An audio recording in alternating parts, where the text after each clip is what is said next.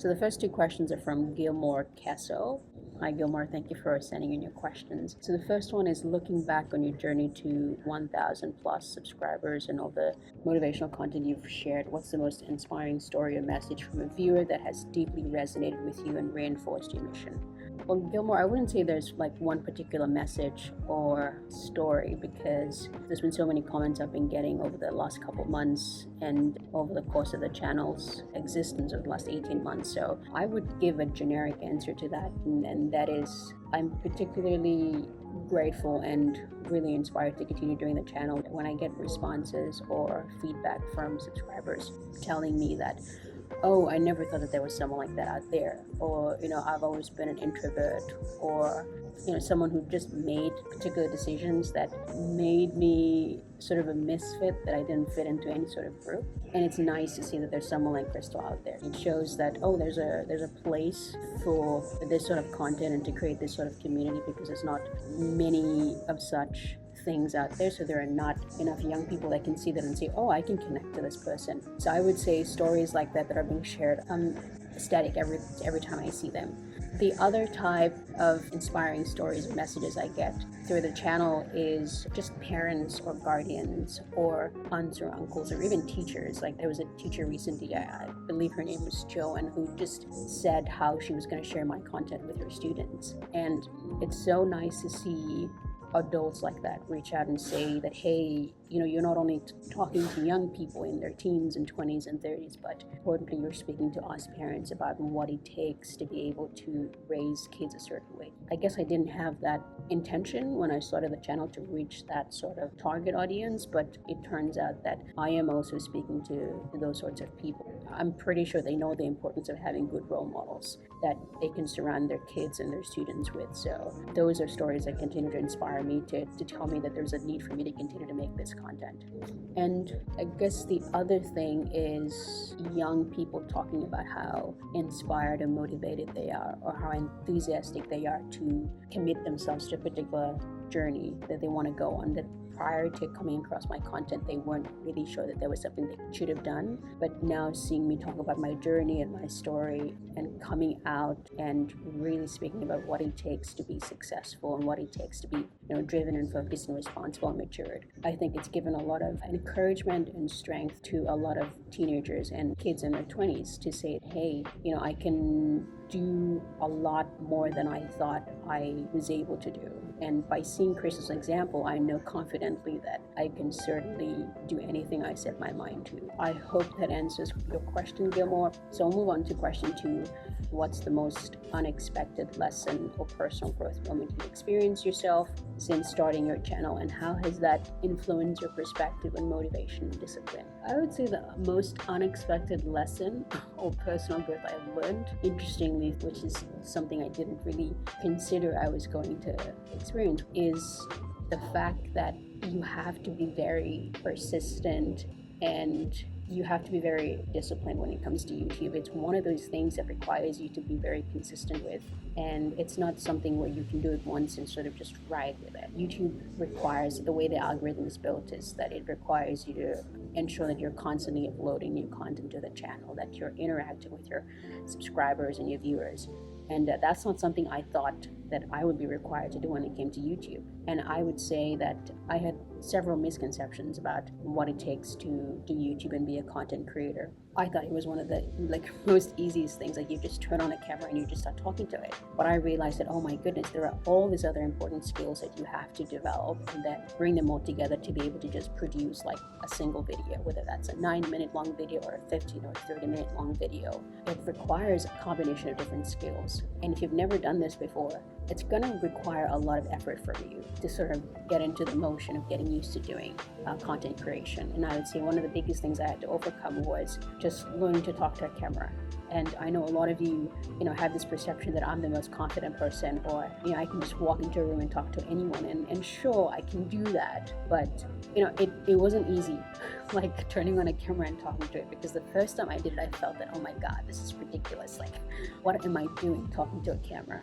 and say, well, it wasn't a natural thing, but I had to sort of get over that fear. And I wouldn't even have started the channel if I didn't force myself to just record like a minute video or so and just upload it. Because the fear of just doing that, of filming yourself and putting that content out there, was just horrendous. I mean, I didn't think I would have to struggle with that fear and to have to overcome it, but it turned out that that was one of the first hurdles I had to overcome. And I would say the other thing as well that I've learned is that you have to be willing to put in the work. It's not enough to just do a little bit here and there and you'll be able to build a successful channel that's very engaging for your users. So I would say the most difficult bits about doing YouTube that I've really learned a lot from and grown, and looking back, I realized that, oh my goodness, I can actually do a lot of these things that I never thought I was able to do, include like scripting, like coming up with the ideas of what videos I want to do, and then actually taking the time to sit down and script those videos and coming up with how I want to structure them. Apart from the scripting, the video editing bit, well, I would say the filming bit, that takes up quite a bit of time, but the most time consuming aspect of doing YouTube is just video editing. Because even for like a 9-minute or a 12-minute or a 15-minute video, it takes you like 6, 7, even 8 hours over a couple of days to edit a single video. It'd be much easier if you had a video editor, then they would do all of that for you. But because I'm managing the whole process of producing a video on the YouTube channel, I have to be the one to sort of juggle all of those responsibilities. So overall, I mean, I'm giving a long-winded answer here, but overall, Gilmore, YouTube has taught me the importance of being disciplined, being very consistent and persisting, because there have been times where I'll look at a footage that I've just filmed for an upcoming video and it's like over an hour long, and I look at that video and I think to myself, oh my goodness, I do not want to be editing that video, because I know how long it's going to take for me to edit it. I know I'm going to have to get all the music for the video, I know I'm going to have to do all the graphics work, I know I'm going to have to get all the stock footage, and it's very time consuming, these things that you have to do. So it's certainly not one of the most easiest things I've done, but it's taught me importantly a lot about myself that I didn't realize beforehand. And I'm so grateful that I sort of pushed myself to do this YouTube thing, because who would have thought YouTube would teach you all this stuff about learning how to speak to a camera and building confidence and learning how to script videos. So that's been like some of my personal lessons I've learned from doing YouTube so far for the last 18 months. Let's move on to question 3. Question 3 is by Delbert Mohe. Delbert, I hope I pronounced your name correctly, but I know you're one of those engaging subscribers, so thank you very much for really supporting the channel. I really do appreciate that. So Delbert's question is, as someone who's trying to better myself every day, there are times where I feel like giving in to those low-level negative energies and vibrational frequency. What advice can you share with someone in my situation? Well, that is a great question, Delbert, and I think it's a very important question that a lot of young people should be asking. So on the channel, I've talked about the two most critical, fundamental factors that essentially shape you to become the kind of person you are. And the first factor is your environment. So what environment, what settings are you putting yourself into that are slowly shaping you into the kind of person you're going to become? And the second factor is your relationships. What sort of social circle are you surrounding yourself with that are influencing the kind of person you're going to turn out to be? And if you can just sort of get very clear about those two things and manage them, I can assure you that a lot can change in your life for the better. And it's essentially what I did when I started thinking about being serious about my life, and when I started thinking about taking responsibility and maturing and growing up. Essentially, I first had to get clear about what are the environments that I'm putting myself in, and who are the people that I'm surrounding myself with, and are these people and environments, are they going to help me to get to where I want to be in the future? And as soon as I determined certain environments and relationships that were not beneficial to my success and sort of the kind of person that I wanted to develop into, I had to make a decision to just cut off all ties to those things and to identify better environments and relationships to get into.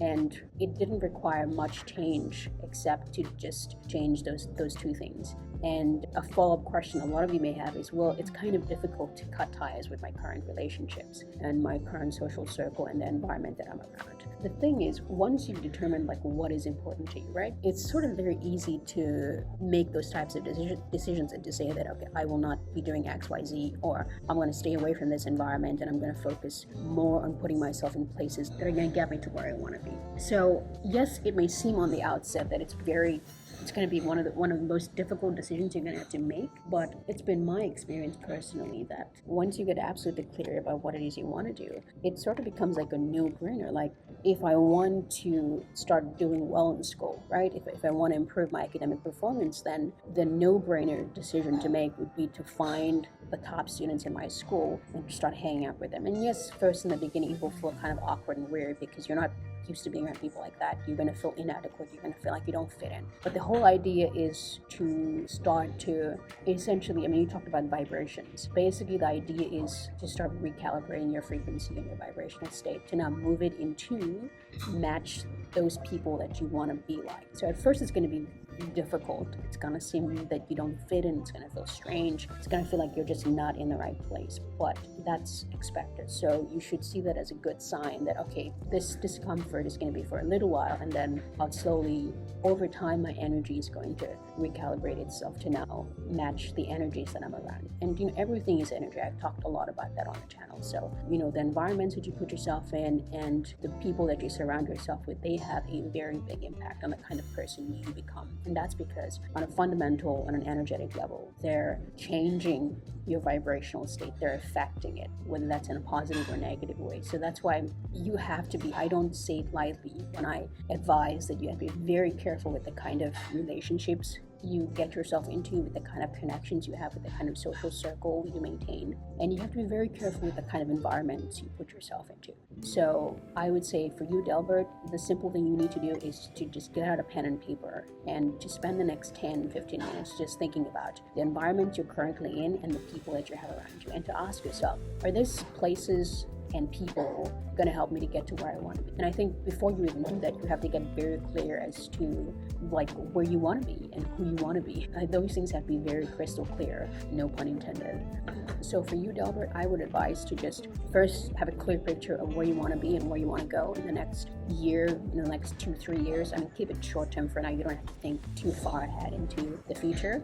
And once you have a clear sense of where you want to be, suddenly it helps you to prioritize what's important to you. And then you can start to think about, okay, do an assessment of your current state, the current environment you're in, and the current relationships you're associating yourself with, and then figure out, okay, do I need to maintain these places and these people, or do I need to move into a better environment, and do I need to acquire new connections and relationships? So that is your homework, Delbert.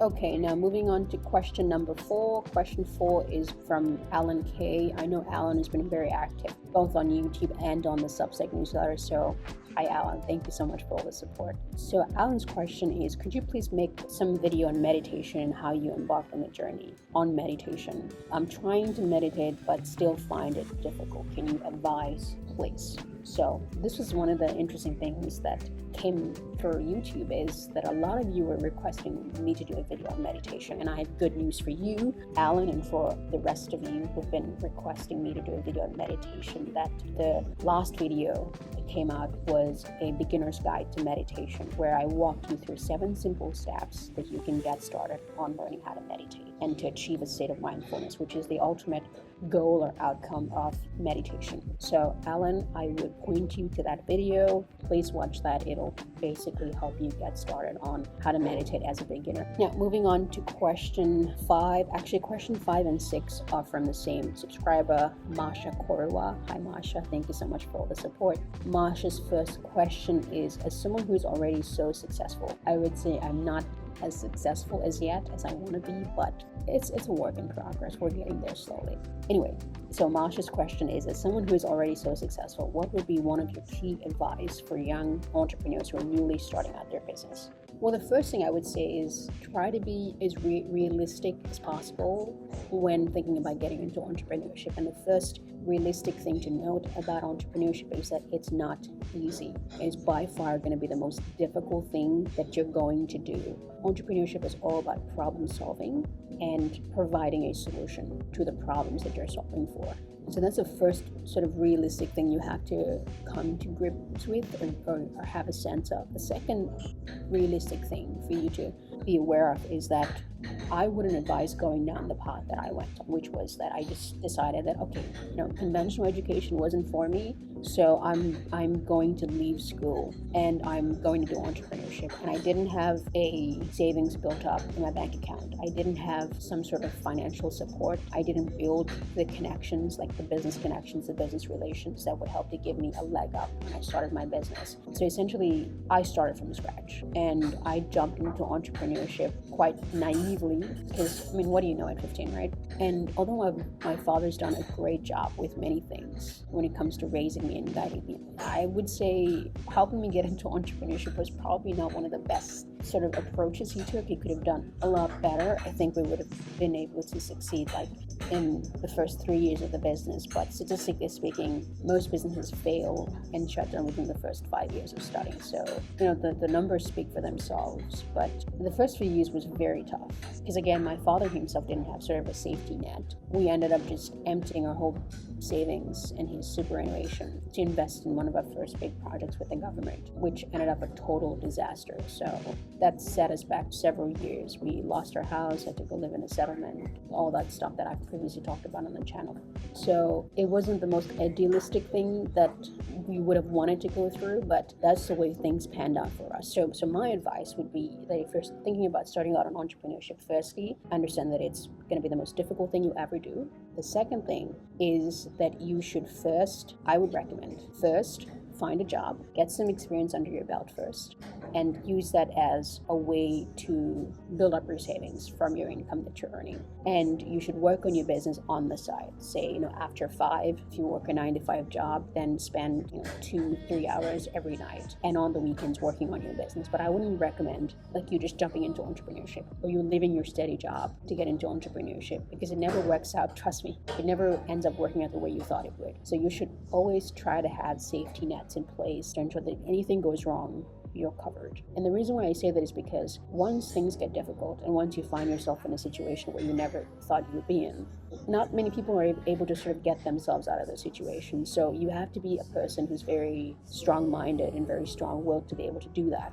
which fortunately for me, I was. So despite all the setbacks that we had over the years, I never gave up, and I had the ability to sort of just block out all those things to focus on what was important and to make progress on important things. So you want to make it as easy as possible for you to succeed in entrepreneurship. So I would say make sure you build up a safety net, make sure you build up a savings, and then once the business starts to build momentum, is profitable, and you can see that, okay, I can completely replace my 9-to-5 job. Once you're able to see that kind of progress with your business, then you take that leap and you quit your job. Now, moving on to Masha's next question, which is question 6. Since you have vast experience in programming, could you share with me, someone without an in-depth IT background, some key pointers on how to go about creating a website? Okay, Masha, well, so today it's very easy to create a website. Now, there are several options you can take. You can learn to code and learn web development and build your own website from scratch if that's the route you want to go down. That would mean that you would have to learn like HTML, CSS, JavaScript to be able to build your website.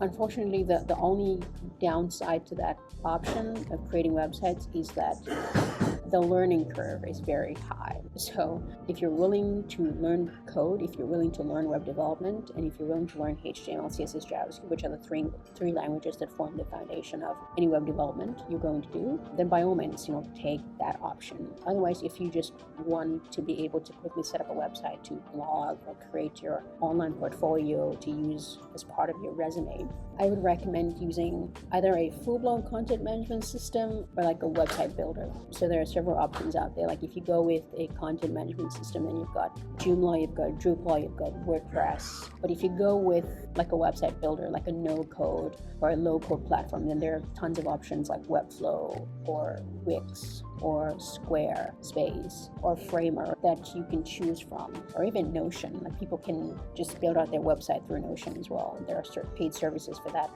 convert your Notion pages into websites. So those are the options you can take. With content management systems, you would have to learn like how to use WordPress or how to use Joomla to be able to create your website. But I would say probably the easiest option to go with is to learn those low-code or no-code website builders. They're a lot more easier to set up and to quickly get up and running. So yeah, those would be my recommendations.